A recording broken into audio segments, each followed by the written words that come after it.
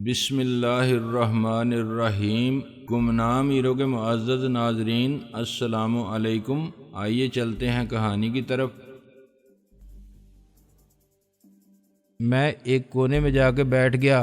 وہاں چند کلی لمبی تانے سو رہے تھے، ان کے ساتھ ہی میرے جیسے بھی تھے جن کے حلیے سے یہ پتہ نہیں چلتا تھا کہ وہ صبح کی کسی گاڑی سے جانے والے تیسرے درجے کے مسافر ہیں یا بے گھر اور لوارث۔ ان کا جرم مفلسی تھا جس کا اعتراف ان کی صورتوں پر تحریر تھا۔ رات کے آخری حصے میں جب میں سر جھکائے اونگنے اور برے خواب دیکھنے میں مصروف تھا، ایک سنتری بادشاہ نے قانون کی سخت زبان میں مجھ سے پوچھا کہ میں کون ہوں اور یہاں کیا کر رہا ہوں۔ اس وقت ٹکٹ میرے کام آیا۔ میں نے کہا کہ مسافر ہوں اور صبح کا انتظار کر رہا ہوں۔ دستاویزی ثبوت کے طور پر ٹکٹ ملاحظہ فرما کے وہ آگے بڑھ گئے۔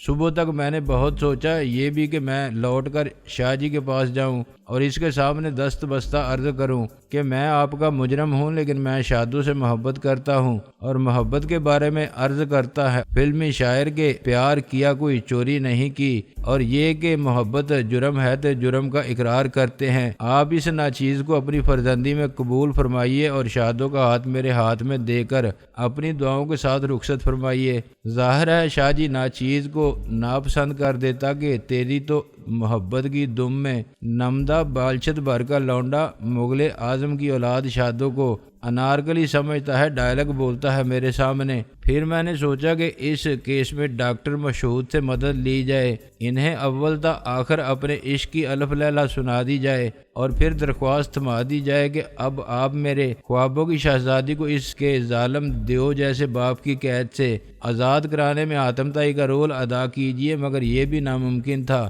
ڈاکٹر صاحب کہتے کہ اچھا، ایک فقیرنی سے عشق فرماتے ہیں آپ، بہت خوب، ذرا اپنی عمر اور اپنی اوقات ملاحظہ فرمائیے۔ پھر وہ ایک لات مار کے مجھے گیٹ آؤٹ کر دیتے کہ نالی کے کیڑے، ہم نے غلطی کی تھی جو تمہیں ایئر کنڈیشن بیڈ روم میں اپنا بنا کے رکھا تھا، پہنچی وہیں پہ خاک جہاں کا خمیر تھا۔ تیسرا خیال وہ تھا جو قابل عمل ثابت ہوا۔ صبح میں نے اپنا حلیہ بدلنے کے لیے کپڑے خریدے۔ ایک فقیر کسی فیشن شاپ میں جا کے اپنے لیے جینز اور شرٹ خریدتا تو بے حد مشکوک ہو جاتا۔ میں نے پہلے معمولی قیمت کے شلوار قمیض خرید کر پہنے، پھر انارکلی گیا اور وہاں سے اسی معیار کے کپڑے لیے جیسے مجھے بیگم صاحبہ نے دلوائے تھے۔ جوگرز پہننے کے بعد میں نے اچھی قسم کے سن گلاسز بھی لگائے اور زیرو سے ہیرو بننے کی خوشی اور اعتماد کی بحالی کو محسوس کیا۔ اچانک میرا خوف ختم ہو گیا اور شاہ جی مجھے ایک تھرڈ کلاس آدمی نظر آنے لگا جو صرف فقیروں کو دہشت زدہ کر سکتا تھا۔ وہ کوئی بہت بڑا نامی گرامی بدماش بھی نہیں تھا جس کے نام سے شہر کا ہر شریف آدمی تھر تھر کانپتا ہو۔ دوپہر سے کچھ پہلے میں ڈاکٹر صاحب کی کوٹھی کے لان میں داخل ہوا تو بیگم صاحبہ ناشتے کے برتن میز پر رکھے اخبار دیکھ رہی تھیں۔ مجھ پر نظر پڑتے ہی انہوں نے اخبار ایک طرف رکھ دیا۔ ان کے بال کھلے اور گیلے تھے۔ وہ نہانے کے بعد باتھ گاؤن پہن کر باہر آ بیٹھی تھیں۔ ان کی صورت پر خفگی سے زیادہ حیرانی اور خوشی کے جذبات دیکھ کر میں مسکراتا ہوا ان کے قریب پہنچا، انہیں سلام کیا۔ وہ سلام کا جواب دیے بغیر صرف سر ہلا کے میری صورت دیکھتی رہیں۔ تم غالباً ناصر ہو۔ میں نے گھٹنوں کے بل بیٹھ کے اپنا سر جھکا دیا۔ اگر آپ ناراض ہیں تو میرا سر حاضر ہے، اتاریے اپنا نازک پاؤں سے یہ حسین جوتی۔ میری اداکاری کا اثر الٹا ہوا۔ انہوں نے برہمی سے کہا، ڈرامہ مت کرو، میرے سامنے سیدھے کھڑے ہو جاؤ اور یہ بتاؤ کہ یہاں کیوں آئے ہو۔ میں خفیف ہو کے کرسی پر بیٹھ گیا۔ مجھے معلوم تھا، تمہیں سب معلوم تھا، بس ہمیں معلوم نہیں تھا کہ تم اتنے جھوٹے اور فریبی ہو۔ تمہاری معصومیت اور مظلومیت سب ادا کری تھی۔ تم ایک خود غرض، احسان فراموش اور کمینے شخص ہو، اس قابل نہیں ہو کہ تم پر بھروسہ کیا جائے۔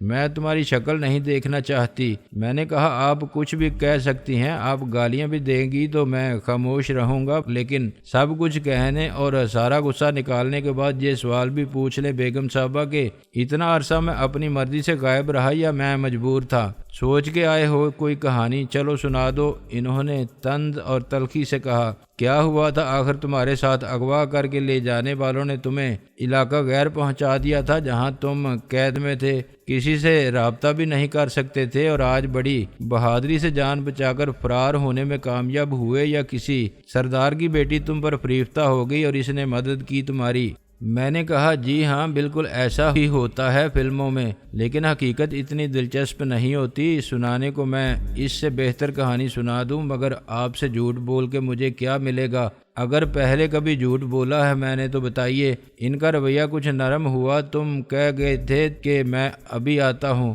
اور اس کے بعد آج شکل دکھائی ہے۔ تمہیں معلوم ہے ہم کتنے پریشان رہے، کہاں کہاں نہیں پوچھا، بالآخر پولیس کو رپورٹ لکھوائی۔ رپورٹ لکھوا دی آپ نے؟ میں نے پریشانی سے کہا۔ اور کیا کرتے؟ خاموش بیٹھے رہتے، ہاتھ پر ہاتھ رکھے۔ تمہاری کوئی تصویر نہیں تھی ہمارے پاس، ورنہ اخبار میں بھی شائع کرا دیتے۔ ایک مصیبت یہ کہ تمہارا نام تو معلوم تھا، مگر تمہارے والد کا نام بھی پوچھا۔ پولیس نے مجبوراً یہ لکھوایا کہ ناصر ہمارے پاس ملازم تھا۔ تھانے دار کہنے لگا کہ آپ جیسے پڑھے لکھے اور ذمہ دار لوگ بھی گھر میں ملازم رکھ لیتے ہیں۔ اس کے بارے میں پوری معلومات حاصل کیے بغیر اسے سمجھایا کہ وہ یتیم خانے سے آیا تھا اور ہم اسے اپنے گھر کا ایک فرد ہی سمجھتے تھے۔ کئی سال سے ہمارے ساتھ تھا۔ اس کے باوجود تھانے دار مصر تھا کہ رپورٹ لکھوانے سے پہلے گھر میں اچھی طرح دیکھ لیں، یہ نہ ہو کل آ کے کہیں کہ لاکھوں کا زیور نہیں مل رہا ہے اور یہ نہیں ہے وہ نہیں ہے۔ یہ گھر کے بیدی اسی طرح اعتبار قائم کر کے واردات کرتے ہیں۔ میں نے افسوس سے کہا ایسا ہی ہوتا ہے ان کا رویہ۔ وہ تو رپورٹ لکھنا ہی نہیں چاہتا تھا، اس نے بہانہ بنا لیا کہ ایک دو دن اور دیکھ لو، یتیم خانے سے اس کی بلدیت بھی پوچھ لو۔ ڈاکٹر صاحب نے بحث نہیں کی، واپس آ کے یتیم خانے والوں سے تمہارے والد کا نام پوچھا، پھر اپنے ایک دوست ایس پی کو فون کیا تو شام کو وہی تھانے دار گھر آ کر رپورٹ لکھنے کے لیے۔ مگر رپورٹ سے کیا ہوتا ہے؟ اس نے مشورہ دیا کہ ہم اسپتالوں میں دیکھ لیں، خاص طور پر مردہ خانوں میں۔ اگر وہ حادثے میں زخمی ہوتا تو دوسرے دن یا ایک ہفتے بعد فون ضرور کر دیتا۔ میں بونچکا رہ گیا۔ آپ لوگ مردہ خانوں میں بھی دیکھتے رہے؟ نہ دیکھتے تو کیا کرتے؟ تمہاری کوئی خیر خبر ہی نہیں تھی۔ عام آدمی کے لیے یہ بھی مشکل ہوتا، مگر ڈاکٹر صاحب نے خود سارے شہر کے اسپتالوں کا چکر لگایا اور لوارث لاشوں میں تلاش کرتے رہے۔ آئی ایم سوری بیگم صاحبہ، بس تم نے سوری کہہ دیا اور بات ختم ہو گئی۔ آخر کہاں تھے تم؟ ایسی کون سی بات تھی جہاں سے تم فون کر کے اطلاع تک نہیں دے سکتے تھے؟ میں زندہ ہوں، کسی مصیبت میں پڑ گئے تھے تو بتا سکتے تھے، ہم تمہاری مدد کرتے۔ ان کا پارا چڑھ گیا۔ میں نے کہا مجھ سے واقعی بہت بڑی غلطی ہوئی، آپ کی ناراضی برحق ہے۔ میں اس رات نکلا تھا آپ کے لیے کچھ لانے کے لیے۔ میرے لیے کیا لانے کی سوچ گئی تھی اچانک، بس ایسے ہی میں نے سوچا کہ آپ کے لیے کوئی گفٹ لاؤں۔ اور سچ بتاؤں میں نے ایک جگہ ٹاپس دیکھے تھے، مجھے اچھے لگے تھے۔ میں نے سوچا تھا کہ آپ کے کانوں میں بہت اچھے لگیں گے۔ تھے تو وہ بہت معمولی آرٹیفیشل جیولری، مگر بہت خوبصورت اور بالکل نیا ڈیزائن۔ میں دیکھ رہا تھا کہ آہستہ آہستہ ان کے چہرے کا رنگ بدل رہا ہے، ان کے جذبات کی برف پگھل رہی ہے، اور ان کے دل میں میری بات نے اس چنگاری کو پھر روشن کر دیا ہے جو حالات کی راکھ میں دب گئی تھی۔ انہوں نے ہنس کے کہا یہ بھی دیکھتے پھرتے ہو تم؟ میں نے کچھ جھینپ کر کہا جو کچھ آپ نے میرے لیے کیا تھا اس کے مقابلے میں کوئی حیثیت نہیں تھی ان کی۔ اگر خدا نے توفیق دی بیگم صاحبہ تو کیا کرو گے؟ انہوں نے کچھ اشتیاق، کچھ تجسس اور کچھ دل ربائی کے انداز میں مسکرا کے کہا میں ہیرو کے ٹاپس کا سیٹ نظر کروں گا۔ بات قیمت کی نہیں ہوتی بیگم صاحبہ، جذبات کی ہوتی ہے۔ گویا جذباتی ہو گئے تھے آپ کچھ بھی سمجھ لیں، لیکن یہ حقیقت ہے وہ ٹاپس آپ کے لیے ہی بنائے گئے تھے۔ کسی اور کے کانوں میں شاید وہ اتنے اچھے نہ لگتے، یا یہ بات وہی ہے کہ حسن دیکھنے والے کی نظر میں ہوتا ہے۔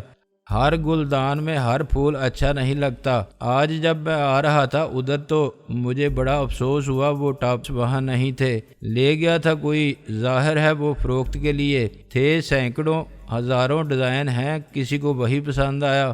میں نے پھر محسوس کیا کہ عورت پر خوشامد اور تعریف کے الفاظ کا جادو کتنی جلدی اثر کرتا ہے۔ وہ جذبات سے عشق کے اولین تجربے سے روشناس ہونے والی گاؤں کی الڑ مٹیار ہو، شہر کے کالج کی فیشنیبل سوسائٹی میں نظر آنے والی لڑکی، یا بدصورت بیکارن کوئی 40 سال کی بے ہنگم بھینس جیسی کالی اور 7 بچوں کی ماں ہو، یا یونیورسٹی میں فلسفی پڑھانے والی اور اس کے حسن کی قصیدہ خوانی کرنے والا کوئی شاعر رنگین بیاں ہو۔ جاہل اجاڈ یا میرے جیسا عیار فریب کار عورت کا دل تعریف و توصیف کے الفاظ کو خراج تحسین کے سچ کی طرح قبول کرنا چاہتا ہے۔ وہ یقین کرنا چاہتی ہے کہ اس سے جھوٹ نہیں بولا جا رہا ہے۔ عقل کی مزاحمت بھی رفتہ رفتہ کمزور پڑ جاتی ہے، اور جذبات کسی غدار میر جعفر کی طرح ذات کے حصار کی حفاظتی فصیل کا کوئی در خاموشی سے کھول دیتے ہیں، اور غنیم کو شب خون مارنا مشکل نہیں رہتا۔ مجھے اپنے آپ سے شرم بھی آئی کہ میں اپنا مطلب نکالنے کے لیے کتنی ڈٹائی کے ساتھ جھوٹ بول سکتا ہوں، اور کتنی خود گردانہ بے حسی سے ایک عورت کو بے وقوف بنانے کے لیے اس کے جذبات سے کھیل رہا ہوں۔ مجبوری حالات کا بہانہ ایک ڈھال کے طور پر استعمال کرنا چاہتا تھا، کیونکہ مجھ میں سچ کی بدصورتی کا مقابلہ کرنے کی ہمت نہیں تھی، ورنہ میں انہیں شادوں کے بارے میں صاف بتا دیتا تو کون سی قیامت آ جاتی۔ ڈاکٹر صاحب مجھ پر خفا ہوتے، چیختے چلاتے کہ میں اپنا مستقبل خراب کر رہا ہوں، ابھی میری عمر ہی کیا ہے کہ میں ان چکروں میں پڑوں وغیرہ وغیرہ، لیکن اس کے بعد میں شاہ جی کے شر سے محفوظ ہو جاتا۔ اگر میں جانا چاہتا تو ڈاکٹر صاحب مجھے زبردستی نہیں روک سکتے تھے،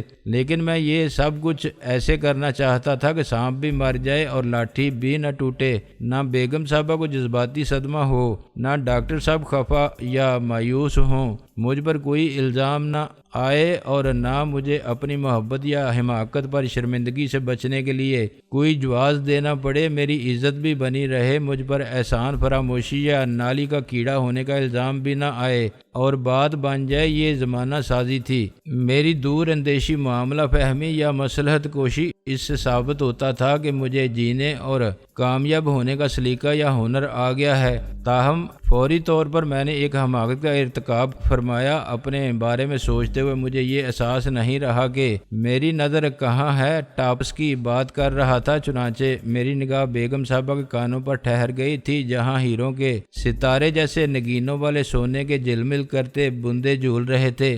بیگم صاحبہ نے کہا، کب تک کھوئے رہو گے اپنے تصورات کی دنیا میں؟ وہ ٹاپس نہیں ہیں میرے کانوں میں۔ میں بری طرح جھینپ کے چونکا، جی ہاں، مگر میں سوچ رہا تھا کہ ہوتے تو کیسے لگتے۔ اب چھوڑو ان کا چہرہ، پھر خوابناک جذبات کی روشنی میں دمکنے لگا تھا۔ یہ بتاؤ کہ اس وقت کہاں سے آ رہی ہے سواری، اور آخر کہاں نکل گئے تھے تم؟ کیا ٹاپس کی تلاش میں ساری دنیا کی خاک چھانتے پھر رہے تھے؟ میں نے کہا، ایک خواہ مخواہ کے جھگڑے میں ملوث ہو گیا تھا میں۔ کس کا جھگڑا؟ میں نے کہا، مجھے کیا معلوم تھا کہ جھگڑا کیا ہے، میں تو بس ایسے ہی رک گیا تھا، اور حقیقت تو یہ ہے کہ میں نے صرف ادھر سے گزرنے کی غلطی کی تھی۔ میں تو صلح و صفائی کرانے والوں اور لڑنے والوں کو الگ کرانے والوں میں بھی شامل نہیں تھا۔ ہنگامہ بہت پہلے سے چل رہا تھا اور کوئی پولیس کو بھی طلب کر چکا تھا۔ اب یہ اتفاق تھا کہ یا میری بدقسمتی تھی کہ میں بھی وہاں اس وقت پہنچا جب پولیس کی گاڑی پہنچی، اور انہوں نے پکڑ دکڑ شروع کی تو 8-10 افراد کے ساتھ مجھے بھی اٹھا کے گاڑی میں ڈال لیا اور تھانے لے گئے، یعنی زبردستی، بلا وجہ راہ چلتے کسی کو بھی پکڑ لیا۔ ایسی اندھیر نگری بھی نہیں ہے۔ میں نے کہا، بیگم صاحبہ، اندھیر نگری بھی ہے اور چوپٹ راج بھی ہے، آپ کو کیا معلوم، پولیس ایسے ہی کرتی ہے، جتنے ہاتھ آئیں انہیں دھر لیتی ہے، اصل مجرم تو اکثر بھاگ جاتے ہیں، پولیس ہمیشہ دیر سے پہنچتی ہے اور اپنی کارکردگی کا مظاہرہ کرنے کے لیے زیادہ سے زیادہ ہنگامہ کرنے والوں کو گرفتار کر لیتی ہے، پھر مسئلہ گناہگار یا بے گناہ کا نہیں رہتا۔ آؤ مکمکا کرو، بندے لے جاؤ، جو سودا نہیں کرتا وہ کسی نہ کسی الزام میں زیر تفتیش رہتا ہے۔ ظاہر ہے جس کو چھڑانے کے لیے کوئی نہ پہنچے اور رہائی کی قیمت ادا کرنے والا کوئی نہ ہو، بالآخر وہی ملزم قرار پاتا ہے۔ اس کا مطلب ہے تم اتنا عرصہ تھانے میں بند رہے؟ میں نے کچھ ندامت کا اظہار کرتے ہوئے سر جھکا لیا۔ جی، تم نے بتایا نہیں انہیں کہ تم کون ہو، کہاں رہتے ہو؟ تم نے ڈاکٹر صاحب کا حوالہ نہیں دیا؟ انہوں نے ناراضی سے کہا۔ جی نہیں، وہ دراصل معاملہ ہی ایسا تھا، مجھے تو بعد میں معلوم ہوا۔ حوالات میں پہنچ جانے کے بعد میں نے دوسرے لوگوں سے پوچھا تو انہوں نے بتایا کہ 3 مہینے پہلے ایک لڑکی اغوا ہو گئی تھی، اس کو اغوا کرنے والا وہی تھا جو اسے چاہتا تھا۔ میں نے سوچا کہ ایک کہانی کا تانا بانا تیار کر لیا، لڑکی اسے نہیں چاہتی تھی، یہی تو کمال ہے، لڑکی بھی اسے چاہتی تھی، اور اغوا کا ڈرامہ انہوں نے شادی کرنے کے لیے رچایا تھا۔ میں نے کہا، اب بیگم صاحبہ کی دلچسپی بڑھ گئی۔ انہوں نے خادم کو، جو ناشتے کے برتن اٹھانے کے بعد مجھے بڑی طنزیہ مسکراہٹ اور ناپسندیدہ نظروں سے گھور رہا تھا، میرے لیے چائے لانے کو کہا۔ کچھ کھانے کو بھی بیگم صاحبہ نے اسے جاتے جاتے کہا۔ میں نے کہا وہ لڑکا اور لڑکی آپس میں شادی کرنا چاہتے تھے، لیکن وہی پرانا مسئلہ، لڑکی کا رشتہ بھی بچپن میں طے کر دیا گیا تھا اور لڑکے کا بھی۔ دونوں کے خاندان اڑ گئے کہ یہ شادی نہیں ہو سکتی۔ لڑکی کالج میں پڑھتی تھی، اسے گھر میں نظر بند کر کے شادی کی تاریخ مقرر کر دی گئی۔ اس کی اطلاع لڑکے کو مل گئی اور اس نے لڑکی کے مشورے پر اغوا کا پروگرام بنا لیا۔ وہ ایک رات اپنے چند دوستوں کے ساتھ لڑکی کے گھر پہنچا، لڑکی کے گھر والوں کو باتھ روم میں بند کیا اور وہ لڑکی کو زبردستی اپنے ساتھ لے گئے۔ زبردستی خاک ہوئی۔ دیکھا تو سب نے بھی، سارے محلے میں شور ہو گیا۔ جب تک محلے والوں نے لڑکی کے ماں باپ کو آزاد کیا، اغوا کرنے والے غائب ہو گئے تھے۔ ظاہر ہے شبے کی کوئی گنجائش نہیں تھی۔ لڑکے کے خلاف اغوا کی رپورٹ درج کرا دی گئی، مگر وہ گرفتار نہیں ہوا۔ اس کے اپنے گھر والے سخت پریشان تھے اور انہوں نے کہا کہ ہم خود شادی کی تاریخ مقرر کر چکے تھے، اب لڑکی والوں کو کیا منہ دکھائیں گے۔ پولیس نے ان کے گھر کی تلاشی لی، دوستوں کے نام پتے پوچھے، قریبی رشتہ داروں کے بارے میں معلوم کیا جو شہر میں رہتے تھے، پھر شہر سے باہر کے عزیز و اقارب کے پتے لیے۔ لڑکے والے بھی اثر و رسوخ والے لوگ تھے اور لڑکی والے لوگ بھی۔ روپیہ دونوں نے ہی خرچ کیا مگر حاصل کچھ بھی نہیں ہو سکا۔ لڑکے اور لڑکی نے 1 ماہ بعد شادی کر لی۔ 1 ماہ بعد کیوں؟ بیگم صاحبہ نے سوال کیا۔ کورٹ میرج کے لیے اخبار میں اشتہار دینا پڑتا ہے کہ میں ولد فلاں شادی کر رہا ہوں، فلاں دختر فلاں سے۔ کسی کو اعتراض ہو تو 1 مہینے میں عدالت کے سامنے پیش کرے۔ دونوں بالغ تھے، چنانچہ قانونی طور پر اور شرعن بھی یہ نکاح جائز تھا۔ اخباروں میں اطلاع عام قسم کے اشتہار کون پڑھتا ہے؟ جب ان کی شادی ہو گئی تو انہوں نے سب کو بتا دیا اور پولیس اسٹیشن جا کے اپنے خلاف درج کرائی جانے والی اغوا کی رپورٹ بھی میرج سرٹیفکیٹ دکھا کے جھوٹا ثابت کر دیا۔ خود لڑکی نے کہا کہ اغوا کیسا، میں اپنی مرضی سے گئی تھی، پھر بھی پولیس نے انہیں گرفتار کیا اور عدالت میں ان کا بیان ہوا۔ ظاہر ہے عدالت نے انہیں آزادانہ زندگی گزارنے کی اجازت دی، لیکن لڑکی کے گھر والوں کے لیے یہ خاندان کی عزت اور وقار کا مسئلہ بن گیا۔ ان کی اپنی بیٹی نے ان کے خلاف بیان دے کر انہیں کسی کو منہ دکھانے کے قابل نہیں چھوڑا تھا۔ ویسے تو لڑکے کے گھر والے بھی سخت مشتعل تھے اور انہوں نے اخبار میں آنکھ نامہ شائع کرا دیا تھا، مگر اس کی کوئی قانونی حیثیت نہیں۔ تمہیں بڑا پتہ ہے قانون کا، بیگم صاحبہ نے کہا۔ دنیا میں رہ کے قانون سے واسطہ تو پڑتا ہی ہے جی، میں نے کہا۔ دیکھ کے اور سن کے یا اخباروں میں پڑھ کے پتہ چل جاتا ہے۔ آپ تو جانتی ہیں یہاں عزت کا معاملہ یک طرفہ ہے۔ معاشرے میں رسوائی صرف لڑکی والوں کے لیے رہ جاتی ہے۔ اول تو لڑکی کو آگ کرنے کے اعلان کا کوئی تصور نہیں، اور کوئی ویسے ہی لا تعلقی کا اعلان کرتا پھرے تو اس سے پرانی عزت بحال نہیں ہوتی۔ ایک لڑکی لاکھ حوالے دے، قانون اور شرع کے مرد بالغ عورت اپنی مرضی سے شادی کر سکتے ہیں، اثر پورے خاندان پر پڑتا ہے۔ اس کی بہنیں ہوں تو وہ بھی بد کردار قرار دے دی جاتی ہیں۔ لڑکی والوں نے کچھ عرصے بعد اپنی لڑکی کو اٹھوا لیا اور اسے زبردستی گھر میں بند کر کے مجبور کیا کہ وہ اپنے پہلے بیان کی نفی کرتے ہوئے یہ کہے کہ وہ مجبور تھی۔ اس نے اپنی اور والدین کی جان کو لاحق خطرات کے پیش نظر عدالت میں ایسا بیان دیا تھا، اور لڑکی نے ایسا ہی کیا۔ بیگم صاحبہ نے افسوس سے سر ہلایا۔ جی نہیں، وہ اڑ گئی کہ چاہے تم سب مل کے مجھے مار ڈالو، میں جس کی ہوں اسی کی رہوں گی۔ ادھر لڑکے نے حب سے جا کا کیس کر دیا اپنے سسرال والوں پر۔ لڑکی والوں کو معلوم تھا کہ یہ ہوگا، شوہر سے اس کی بیوی کو چھینا نہیں جا سکتا۔ انہوں نے لڑکے کے خلاف رپورٹ لکھوا دی کہ خود اس نے اپنی بیوی کو کہیں غائب کر دیا ہے یا قتل کر دیا ہے، اور ان کے خلاف یہ جھوٹا الزام ہے۔ پولیس نے لڑکی والوں کے گھر چھاپا مارا، لڑکی وہاں نہیں تھی۔ پھر انہوں نے لڑکے کو تفتیش کے لیے روک لیا۔ دونوں فریقوں نے اپنی اپنی ضمانت کرا لی۔ اس دوران لڑکے کو کہیں سے اطلاع ملی کہ اس کی بیوی کو خالہ کے گھر میں رکھا گیا ہے۔ میرا خیال ہے کہ لڑکی کے گھر والوں میں سے کسی نے اس دشمنی اور قانونی جنگ کو غلط اور بے مقصد سمجھتے ہوئے مخبری کی۔ لڑکے نے چالاکی سے کام لیا۔ وہ خود تھانے گیا رپورٹ لکھوانے کے سسرال والے اس کی جان کے در پہ ہیں، اور انہوں نے کچھ لوگوں کے ساتھ جو غالباً کرائے کے گنڈے بدماش تھے، اسے جان سے مارنے کے لیے اس کے گھر پر حملہ کیا تھا، مگر عین اسی وقت لڑکے کے کچھ دوست ایک سوزوکی پک اپ میں بھر کے لڑکی کی خالہ کے گھر پہنچے اور وہاں سے اپنی بھابھی کو نکال لائے۔ یہ وہی وقت تھا جب میں ادھر سے گزرا۔ سوزوکی پک اپ اس وقت تک موجود تھی۔ لڑکی آگے بیٹھی تھی، وہ پولیس کو دیکھتے ہی اتر کے بھاگ گئی اور ایک ٹیکسی میں بیٹھ کے اپنے شوہر کے گھر پہنچ گئی۔ جو اسے لینے آئے تھے سب پکڑے گئے۔ خالہ کے گھر میں گھسنے والے سب نوجوان تھے۔ ان میں سے 2 افراد فرار ہونے میں کامیاب ہوئے، 4 پکڑے گئے، 5واں میں ان کے ہاتھ آ گیا اور 6واں میری طرح ایک بدقسمت گرفتار ہوا۔